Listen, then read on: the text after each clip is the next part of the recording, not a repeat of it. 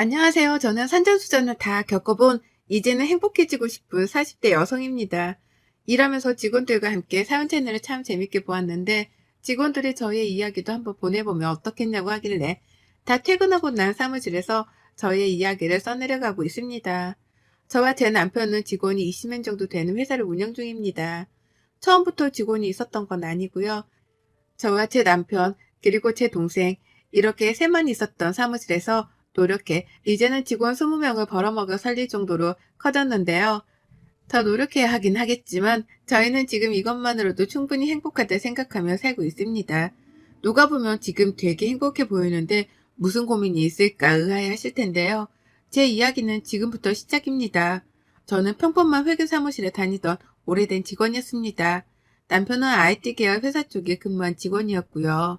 제 동생은 남편 회사에서 함께 근무한 직원으로 저에게 한 번은 언니 우리 회사에 좋은 과장님 있는데 한번 소개받아 볼래? 과장님이 언니 사진 보고 너무 마음에 든다고 하길래 라고 하였습니다. 저는 동갑이나 한두 살 위로밖에 남자친구가 없었던지라 그때 남편은 저와 무려 5살이나 차이가 나서 사실 조금 망설여지기도 했습니다. 또 동생이 해주는 소개팅이라 왠지 좀 부담되기도 했습니다. 하도 동생이 그 과장님 추천을 하는 바람에 그래 한번 주말에 만나보기나 해야겠다 싶어서 만난 처음 소개팅 자리 사실 별 생각 없이 나왔는데 처음 본 남편의 모습은 영락없이 회사의 과장님 느낌이 났네요. 근데 갑자기 주머니에서 꼬깃꼬깃 꺼낸 종이에 오늘의 데이트 일정을 짜온 걸 저에게 내미셨어요. 그러면서 한다는 말이 오늘 유영 씨가 어떤 것을 좋아할지 몰라 유진 씨한테 열심히 물어서 짜오기는 했는데 마음에 드셨으면 좋겠습니다. 라면 정말 밝은 미소를 지으면서 건네는 그 쪽지에는 정말 제가 좋아하는 음식부터 시작해 제가 걷는 걸 참 좋아했는데 그 걷기 코스까지 다 적어 오셨습니다. 소개팅을 많이 해본 건 아니었지만 그래도 이런 소개팅은 처음이라 시작부터 기분이 참 좋았습니다. 짜온 코스를 함께 즐기면서 지금의 저의 남편은 마음이 참 따뜻하고 저를 많이 웃게 해주는 사람이었습니다. 속으로는 이런 편안함 때문에 다들 연상을 만났나 싶을 정도로 제가 지금까지 만나왔던 사람들과는 굉장히 다른 이미지의 매력을 가지고 있었습니다. 그 뒤로 저희는 동생의 바람과 응원으로 연애를 시작했습니다. 그 연애는 예민했던 저에게 늘 긍정적인 모습을 만들어주는 정말 건강한 연애를 하기 시작했어요. 제가 서운할 것 같은 행동들은 늘 저에게 말을 해주는 남자친구의 모습에 결혼까지 결심하게 되었죠. 제가 남편과 결혼을 결심하고 남편의 프로포즈를 받아들였을 때 그때 남편이 엄청 펑펑 울면서 고맙다고 한 기억이 아직까지도 생생합니다. 결혼하고 나니 전 그때 남편이 왜 자기보다 더 다른 사람을 챙기는 사람이 되었는지 알 것 같았어요. 남편네 집 저희 시댁은 아버님, 어머님, 형, 남편, 남동생까지 총 5식구라고 합니다.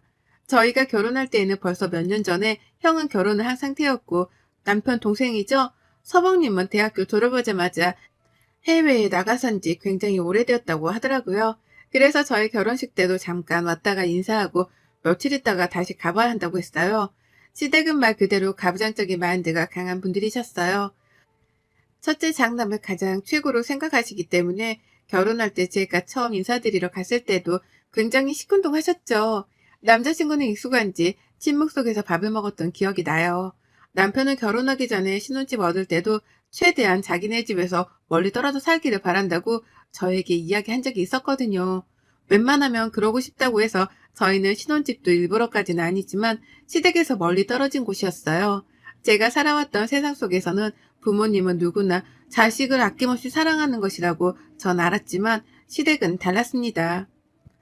나중에 알고 보았더니 서방님이 굉장히 무뚝뚝해서 저는 남편과도 또 아주버님과도 거리가 멀구나 생각했는데 서방님이 남편 결혼할 때 너무 좋아서 눈물이 나는데 울면 쪽팔려서 결혼식 내내 눈물을 참고 있었다고 남편이 이야기해 줬어요. 심지어 남편에게 축의금을 거의 500만 원이나 주고 다시 갔더라고요. 서방님도 시댁에서 거의 내놓은 자식이라 남편이 일찍 취업하면서 서방님 해외에 나가서 자리 잡을 동안 생활비를 보내줬다고 해요. 그래서 굉장히 둘 사이가 각별한데 서방님이 어머님, 아버님이랑 별로 부딪히기 싫어서 정말 형 결혼식만 보고 다시 후다닥 돌아간 것 같았어요. 이 정도면 거의 시댁의 장남사랑은 말 안 해도 아시겠죠? 그 뒤로 저도 시댁과는 대면대면 했던 것 같습니다. 막 그렇다고 해서 도리를 안 한 건 아니었고요. 그냥 명절에는 꼬박꼬박 용돈 드리고 찾아뵙고 생신날 또한 선물이랑 가서 식사하고 그랬어요. 아주버님과 형님은 그때마다 자기네 집 자랑하느라 정신이 없었어요. 그럴 때마다 어머님, 아버님은 우리 장남이 최고다. 우리 장남밖에 없다. 남편이 있는 자리에서도 늘 그런 말씀을 서슴지 않으셨죠. 그러다 남편이 맡고 있는 프로젝트에 큰 문제가 생겨서 소송을 당하게 되었어요. 근데 남편보다 위에 있던 팀장님이 잘못된 문제였는데 회사에서 자기네들은 책임 없다면서 그렇게 말하고 그 팀장님이라는 사람은 무책임하게 사표까지 쓰고 나가서 남편이랑 그 밑에 있던 직원들이 오롯이 그 소송에 맞서야 했고 회사에서 사표 내려고 하는 바람에 거의 반년 가까이 월급 없이 살아가야 했던 상황이었어요. 그때 남편이 저에게 직원들을 그냥 둘 수 없을 것 같다고 자기가 팀장님 대신에 책임져야 할 것 같다고 해. 직원들 월급부터 소송 비용까지 정말 저희가 가지고 있는 돈부터 대출까지 받아 해결해야만 했습니다. 신혼집도 전세였는데 전세 보증금까지 빼야 하는 상황이라 남편이 정말 처음으로 시댁에 가서 부탁했어요.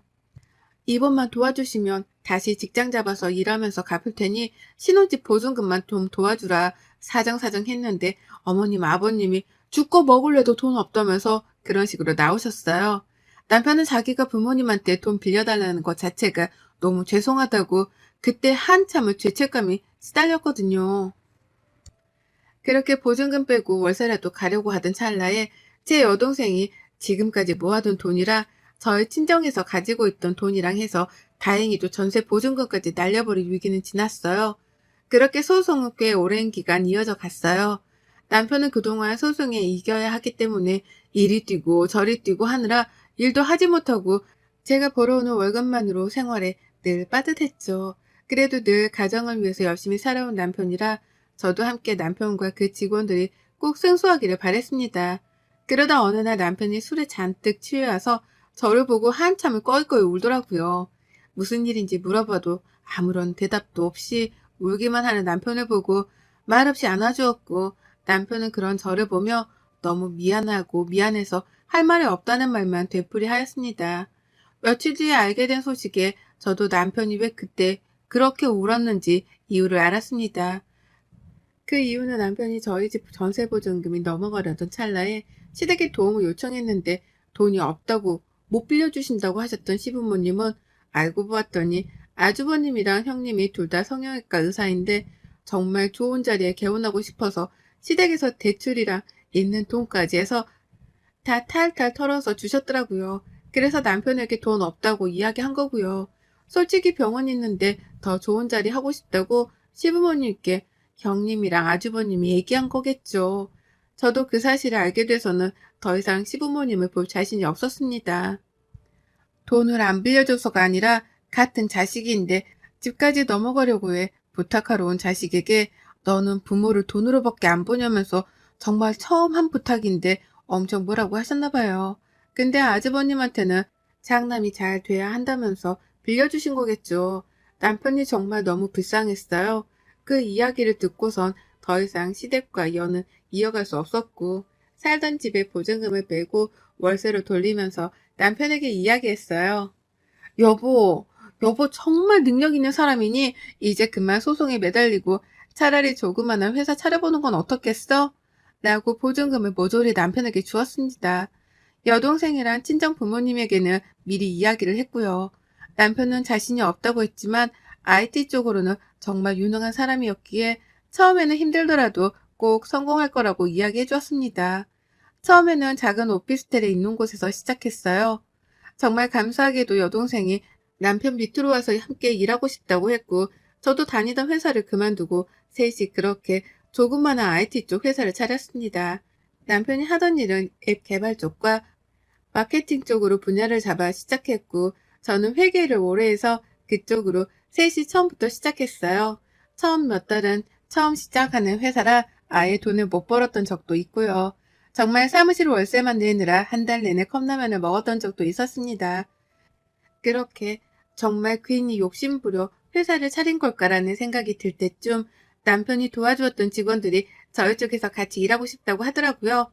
월급을 지금 못 주는 상황이어서 함께 일할 수 없을 것 같다고 남편이 이야기했지만 그때 도움을 많이 받고 지금도 받고 있으니 괜찮다고 함께 일하고 싶다고 해줬습니다.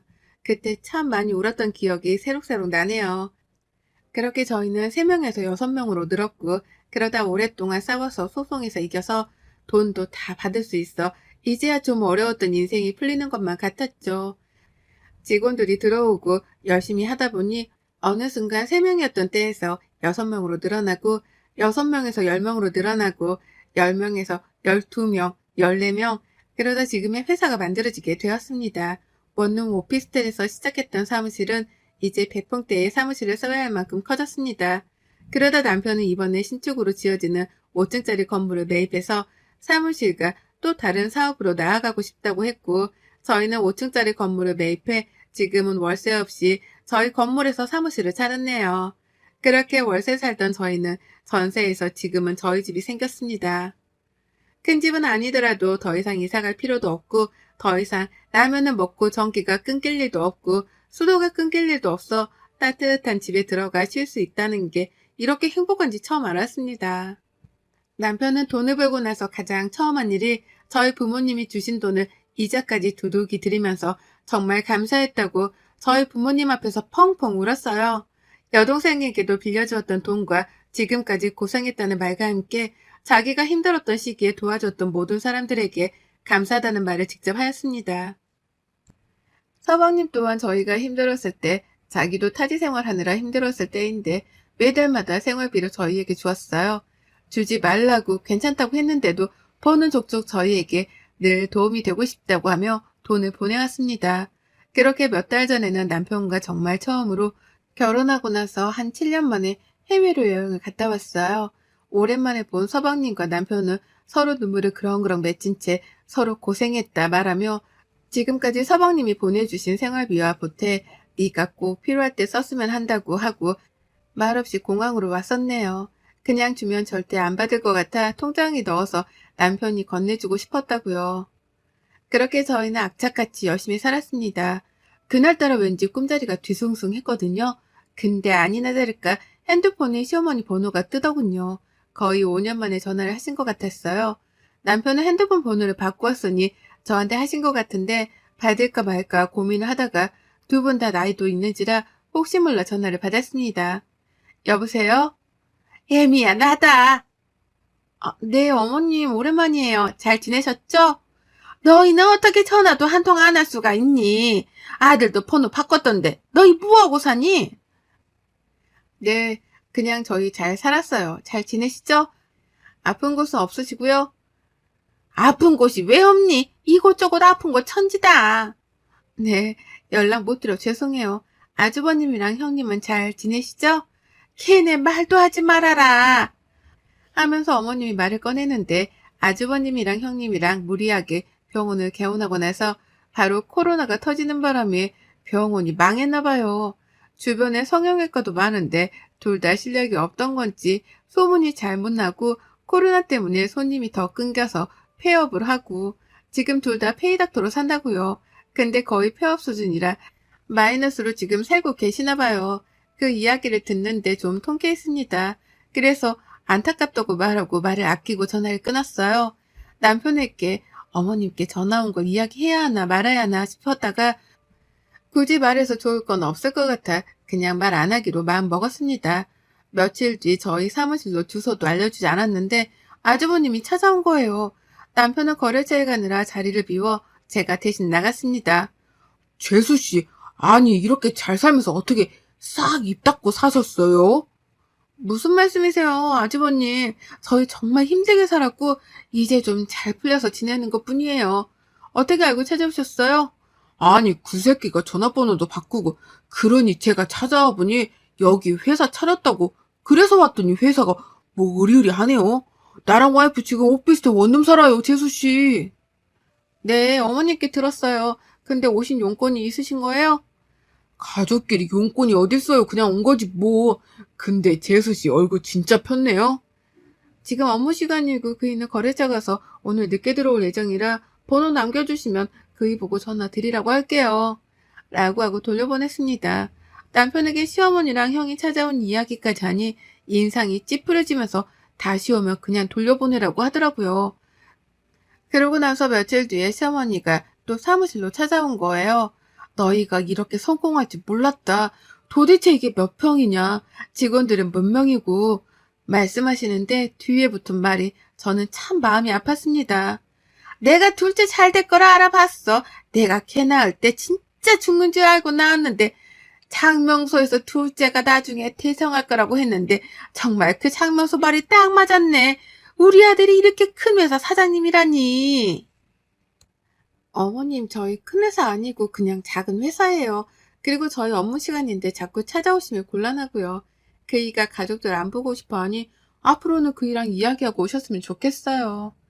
내가 내 아들 보겠다는데 네가 무슨 상관이냐. 작은 애 올 때까지 기다릴 테니 그런 줄 알아라.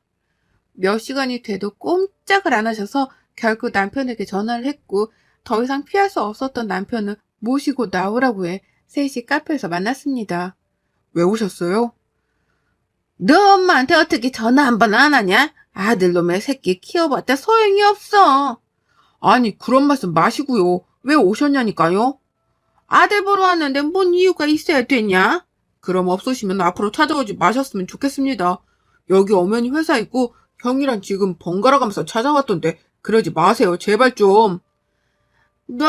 내가 뭘 했다고 그러냐? 그냥 네 얼굴 보고 싶어 온 거지. 네, 얼굴 보셨으면 이제 가세요. 라고 일어나려는 순간 어머님은 아니나 다를까 돈 이야기를 꺼내시더라고요.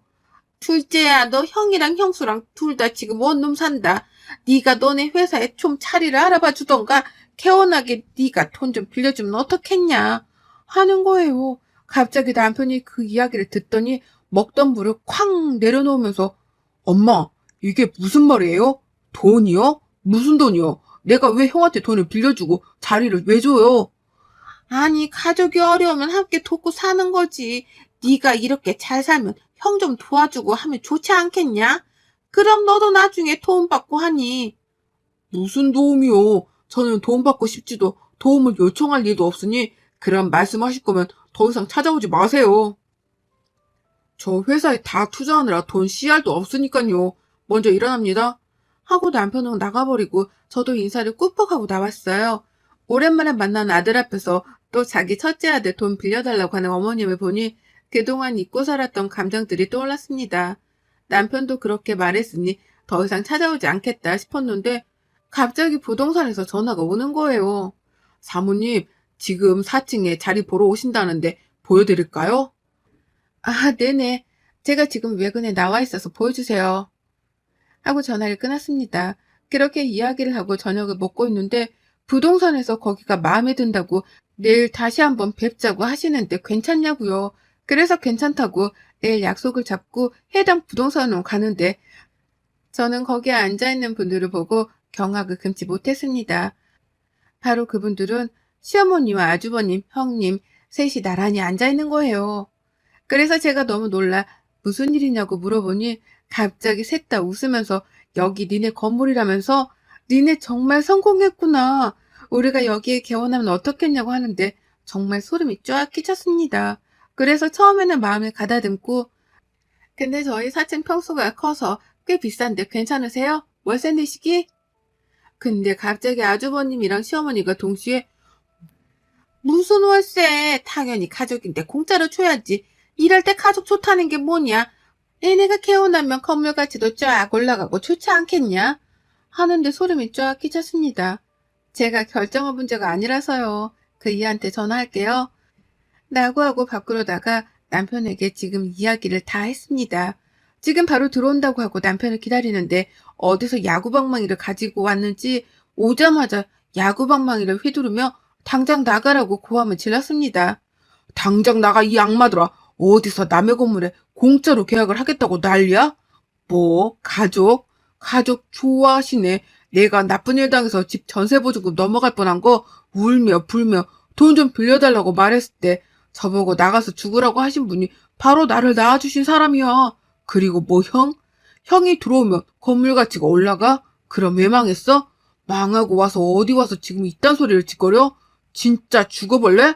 형한테 엄마 아빠가 다 보태주느라 나랑 막내는 학교 다닐 때도 맨날 돈 없어서 거지같이 다니고 얼마나 개고생을 했는데 형이 지금 동생들한테 부끄럽지도 않아?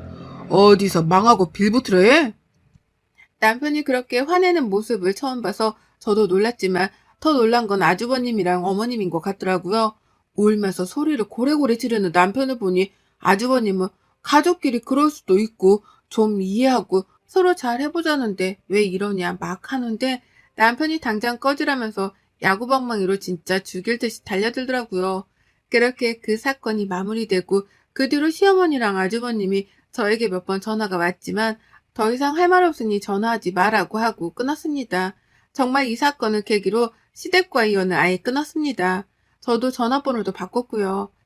시어머니가 울면서 남편에게 그동안 미안했다고 하셨는데 남편은 자기도 가족 없다고 생각하며 살 테니 자기를 죽은 아들이라고 생각하고 지내셔라. 돌아가시면 장례식에 부조금 많이 낼 테니 걱정하지 마셔라. 그 부조금 어차피 다 형 줄 거니까 걱정하지 마셔라 하고 끊었다고요. 남편은 한 며칠은 멍해 보였는데 금방 털고 일어나더라고요. 다시 저희는 행복하게 열심히 살고 있습니다. 부모라면 자식을 꼭 생각해야 하는 게 마땅하다고 생각하진 않지만 저희 시댁은 늘 장난밖에 없으니 저는 당연한 결과라고 생각이 되네요. 이렇게 긴 글을 읽어주신 모든 분들께 감사합니다. 가정에 늘 평안이 있기를 기도드리며 날씨가 많이 추워졌는데 감기 조심하세요. 여러분의 생각은 댓글로 남겨주세요. 오늘도 시청해 주셔서 정말 감사합니다.